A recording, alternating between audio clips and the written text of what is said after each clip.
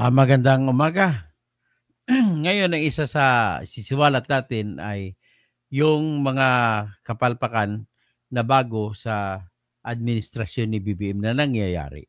Number one, ang kaswapangan ng mag-asawa at mga anak nila na si Martin Romualdez, ang asawa na si Yeda Romualdez, at ang anak nila na isa.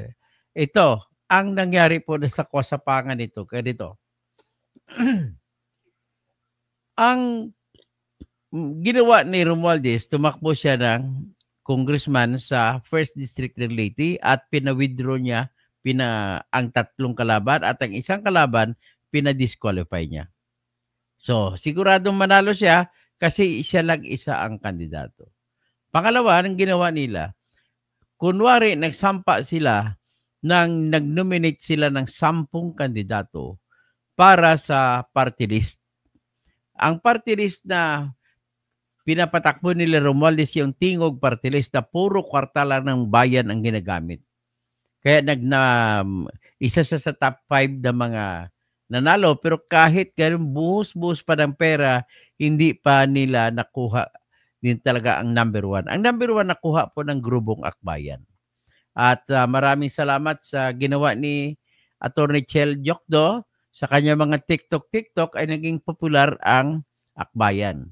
At ang kasunod na nanalo ay ang Duterte Youth Party List, pero hindi pa sila sinertify na panalo sapagkat kini-question pa yung kanilang qualification sapagkat ay hindi raw ayon sa kanila ng COMELEC ay hindi raw nakapublish yung tinatawag na publication ng application nila ng COMELEC sila sa Duterte Youth Party List, yung accreditation nila. Pero kung titingnan mo pong batas, ang may batas po na batas sa party list system, ang may obligasyon na magpapublish ay ang COMELEC, hindi yung mga nag-a-apply na ma-accredit. Kaya kapalpakan din yan ng admin ni BBM. Pero ang pakay talaga, ang tinuturo ng mga DDS ay sinadya nila na hindi pa upuin yung tatlong congressman ng party list na Duterte Youth ay sapagkat para mawala sila ng kalaban sa House of Representatives. Kumpara dyan, i-compare mo sa kaswapangan ng mga Romualdez. Ang ginawa nila, kunwari, hindi sila interesado. Ang number 1 yan na inupo nila ay si John Asedre, isang waray-waray to na may yabang. Mataba. Ibig sabihin, pag mataba ka, kasing pasensya ka na. Ito katotohanan lamang ito, sobrang taba mo talaga. At ang ibig sabihin po ay masiba ka sa mga kinakain mo. Hindi ka namimigay para sa iyong mga waray-waray dyan.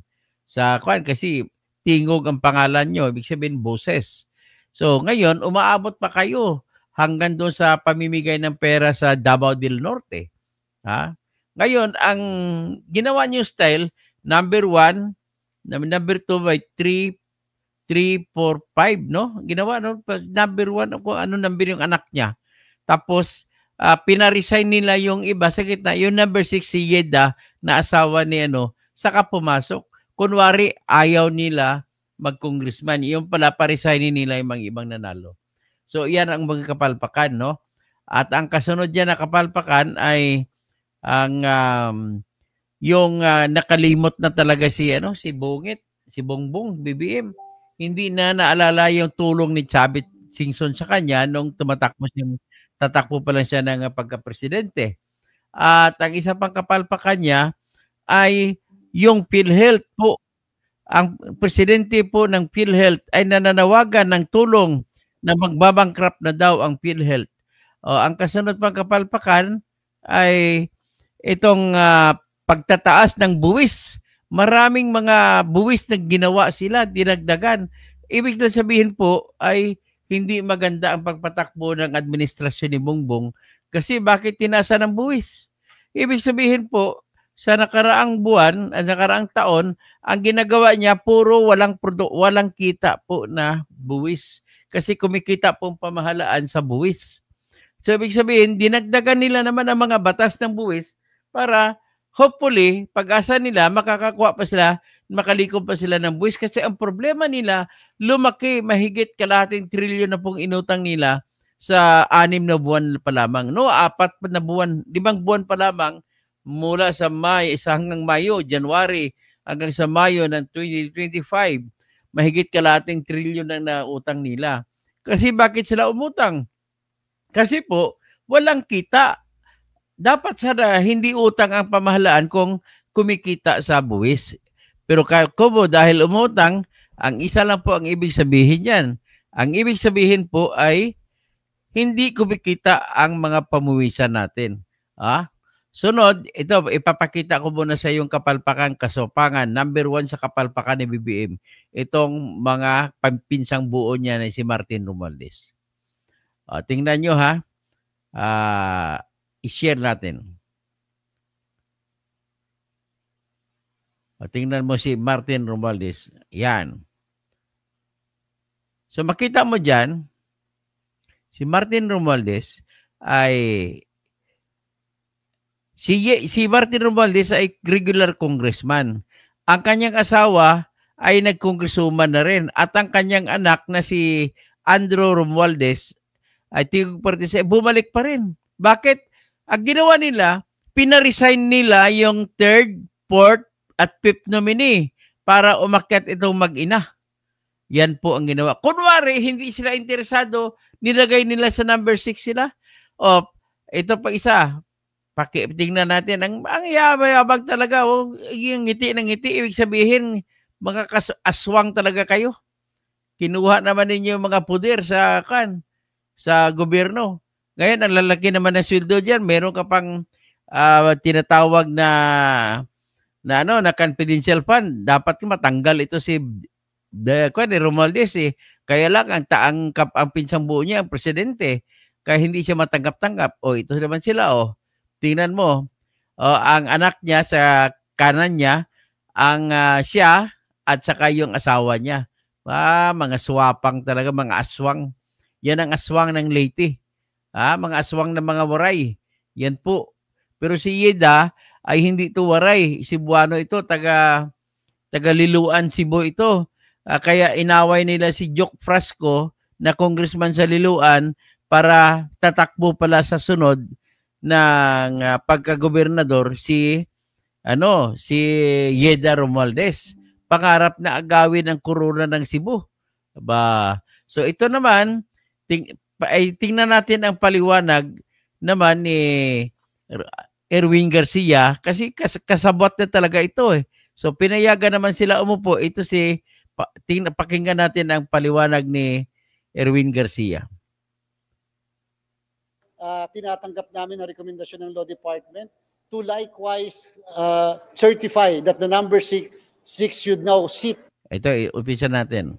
Yes, yung po kasing 3, 4, and 5 ng Tingog Party List ay either nag-resign o meron kasing nagkaroon ng conflict of interest na therefore contrary sa kanilang constitution and bylaws.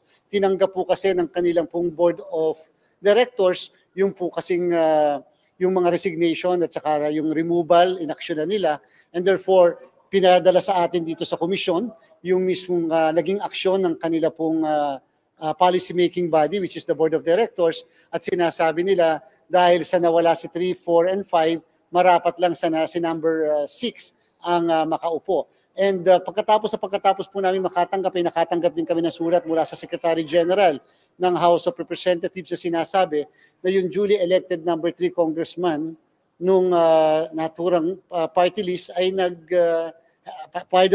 it's either resign or removed, and therefore kinakailangan na magbigay kami ng bagong listahan o bagong nominee.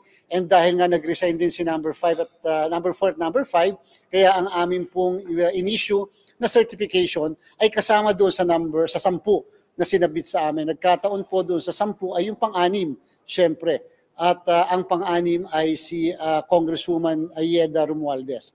So siya po yung pang-anim na sinertify ng komisyon na siyang uupo kapalit ng number 3 na nominee ng naturang party. Nawala siguro dahil sa bagyo, nawala yung ating signal o lumiit na yung nanonood. So anyway, pagpatuloy po natin, ang huling message ko sana doon ay yung naging bankrupt na po ang PhilHealth ngayon. Ang PhilHealth na president po ay nananawagan na sa private sectors na tulungan ang ito kasi wala na sila, kulang-kulang na sila, hindi na nila matutupad ang kanilang trabaho para sa mga tao. Natandaan nyo ba? Ano ba kaya ang dahilan kung bakit umabot po sa dulo na naging bankrupt na? So kung naging bankrupt na, ito ay kinwestiyon din ni Amy Lazaro, Justice Amy Lazaro. So sabi ni Justice Amy Lazaro, at ito ngayon, ng isang araw, ang PhilHealth official ay humingi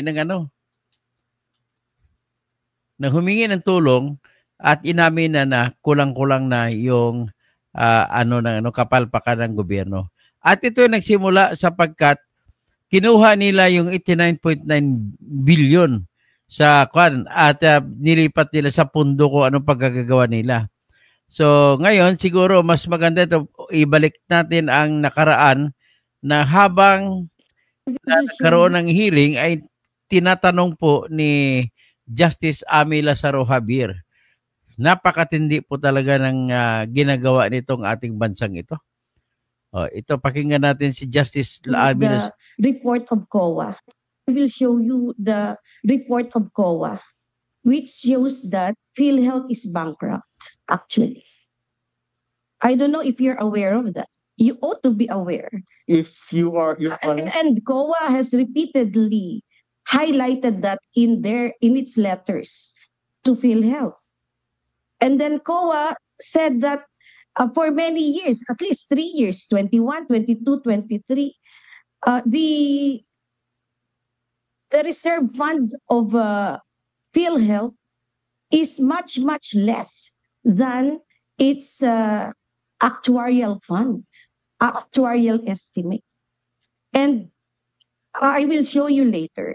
All right. So I will show you the report of COA, which shows that PhilHealth is bankrupt, actually. I don't know if you're aware of that. You ought to be aware. If you are, and COA has repeatedly highlighted that in its letters to PhilHealth.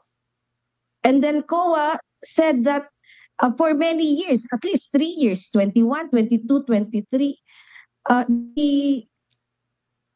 the reserve fund of PhilHealth is much, much less than its actuarial fund, actuarial estimate. And I will show you later. All right. So I will show you the report of COA, which shows that PhilHealth is bankrupt, actually. I don't know if you're aware of that. You ought to be aware. If you are, and COA has repeatedly highlighted that in its letters to PhilHealth. And then COA said that for many years, at least 3 years, 21, 22, 23, the reserve fund of PhilHealth is much, much less than its actuarial fund, actuarial estimate. And I will show you later. Inulit ko, purposely ko inulit-ulit yan para maintindihan natin.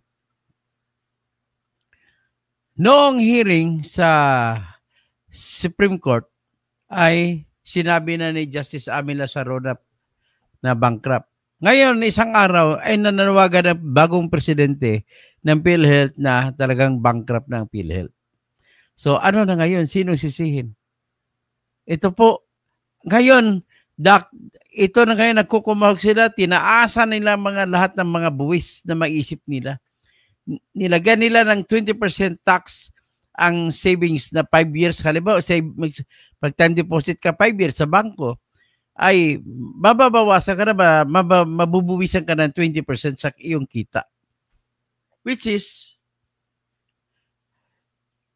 yan po ay discouraging. Dapat, kung ako na po ang presidente ng Pilipinas, tanggalin ko ang tax sa sa pagdedeposito para ma-encourage mo ang mga mamamayan na kung wala man lang silang naisip na mga negosyo, pwede nilang pamalit na negosyo yung bangko. At dapat palakasin nila yung SSS deposit at saka yung Pag-ibig na magkaroon ng specialized deposit at tax-free ang mga yan. Dapat mga tax-free mga deposit kasi nakakatulong sila sa ekonomiya. Paano ba nakakatulong sa ekonomiya mga bangko na halimbawa ang deposit? Alalahanin niyo po, yung nangyayari po sa Pilipinas ay lagi po talagang kulang ang pundo na income ng ating bayan sa buwis at saka sa mga tinatawag na mga kinita sa yung mga kinita sa customs.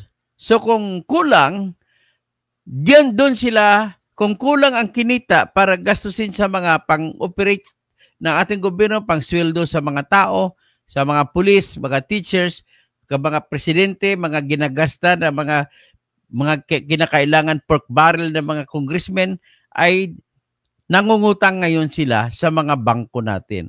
Ang bangko para mayroong ipapautang, kailangan na mamamayan magdeposito sa bangko para may ipapautang ngayon ng mga bangko natin. So, yan lamang po ang aking masasabi dyan.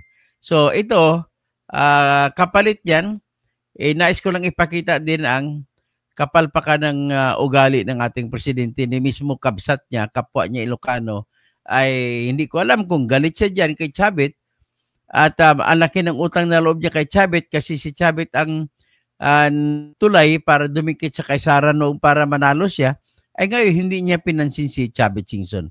Pakinggan natin. Ito po ay kanilang nagkaroon ng state visit sa Japan si Bongbong Marcos at kasama si Chavit, pero hindi niya binanggit si Chavit, hindi niya binati. Binati ng lahat-lahat, pero hindi niya binati si Chavit. Yan po ang kinamuhian ni Chavit ngayon sa kanya. Ano ba siya? May amnesia? Yun ang sinasabi. Palaki natin. Pakinggan natin kung paano pinahiya si Chavit. At kami po ay nandito.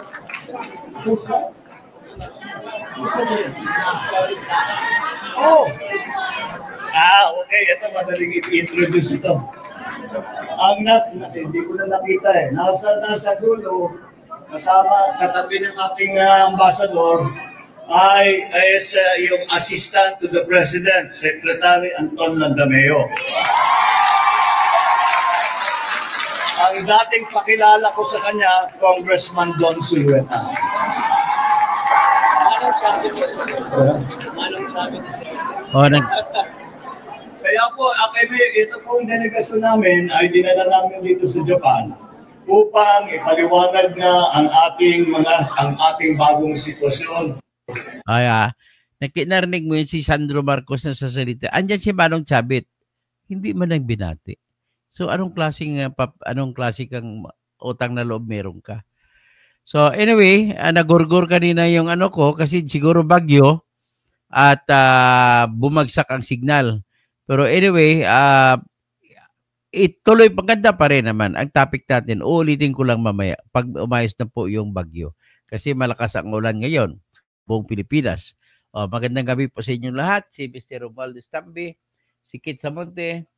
Nakuha mo na. Nakuha ko na po, sir. Naipile ko na po ang kaso natin laban kay Erwin Tulfo.